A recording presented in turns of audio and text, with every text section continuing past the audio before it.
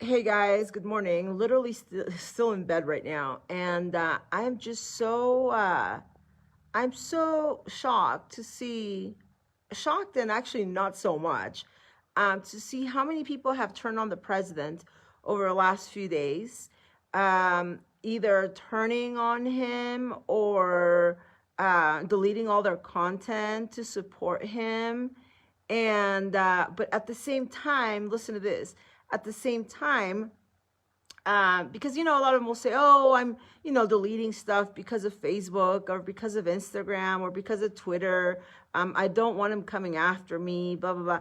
But that's not true. The real reason is that they are terrified of their support for Trump coming back and biting them in the ass in 2022 and 2024 and 2026 or in 2050. Some of them have big aspirations, but at the same time still trying to make money from all of this. Okay, listen to this. So you don't see any support from them towards the president, even though this is probably the president's darkest moment so far. Okay, so far. And I got to tell you, one of the reasons why none of this stuff at the Capitol makes sense, and it's sad watching it, because I have no problem with people fighting back for what they believe in. I always have. I have no problem with people fighting back for for their rights, especially if they felt that it was a rigged election or whatever. But yeah, recurring to violence like that, it's one thing protesting and being very vocal. But when you start breaking stuff, when you start stealing stuff, when you start, like the guy sitting on a desk at Nancy Pelosi's desk, and then taking a picture, what was he going to gain by that? He knew there were reporters all over him, cameras all over him. So why do something like that it's just going to make it's going to make matters worse. But here's the thing. Here's one of the things that I've noticed on our side, and something that I've seen a lot. There's a lot of people out there that are just trying to make a name for themselves, no matter what. So everybody kind of works separately.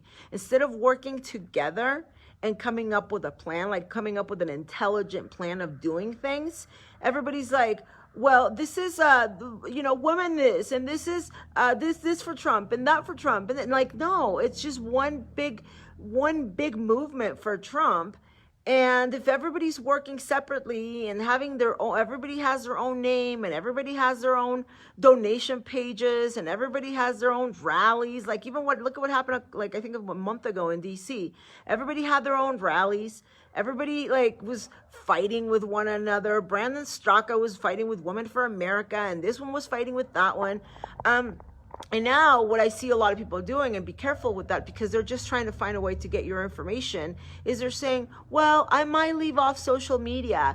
I might blah, blah, blah, blah, blah. Sign up, swipe up for, to sign up, because they're trying to get your information, because all they care about is your donations. So be careful with that. They don't care about the president, because if they did, they'd be supporting him right now openly, instead of deleting their content off of social media.